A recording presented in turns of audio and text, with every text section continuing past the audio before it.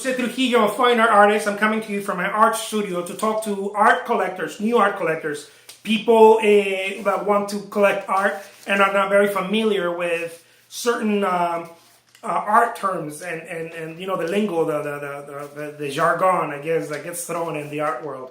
So this one's about subject matter. I made a video before about content in art. Watch that one. This one goes just a little deeper, okay, into it. Many times subject matter and content get blurred, and it's fine. It doesn't matter, you know. Who cares? You're there to enjoy the art.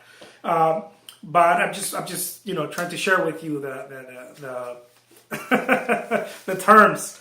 Subject matter many times is used as to the vision of the art. You know, the expression, too, the expression of the artist. You know, what is the artist trying to express? What is the subject matter? Because many times the reason why is because many times it's not obvious. For example, you had I talk about painting.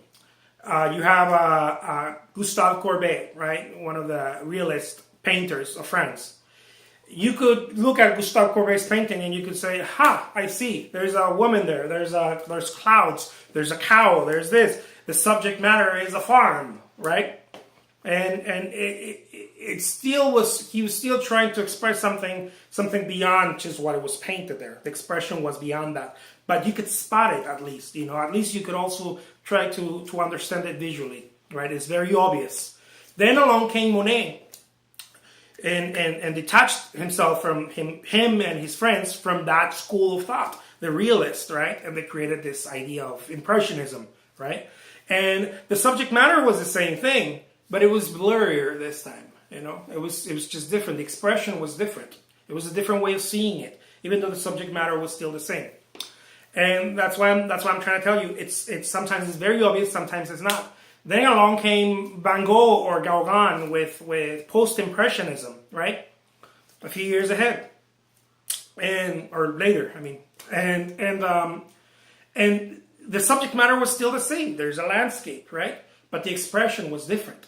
Now it was even more blurrier, or it was more, you know, it's just more different, you know. And then you have modernist painters, you have the colorists, you know, all these people, you know, whoever came later, and you had Picasso, you know, he could have done a landscape and it was completely, you know, changed. You know, it was the vision was different. The subject was the same, but the expression was different, in which, you know, how the landscape or how the object was presented and expressed.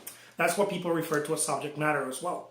So I don't want to confuse you. It's just, it's the same thing. It's the subject matter is a landscape, but sometimes it's not obvious because the artist has a different expression and a different vision, a different viewpoint, you know, a different feeling that they're putting in there. And that's what it refers to. My name is Jose Trujillo. I'm a fine art artist. Thank you so much for watching.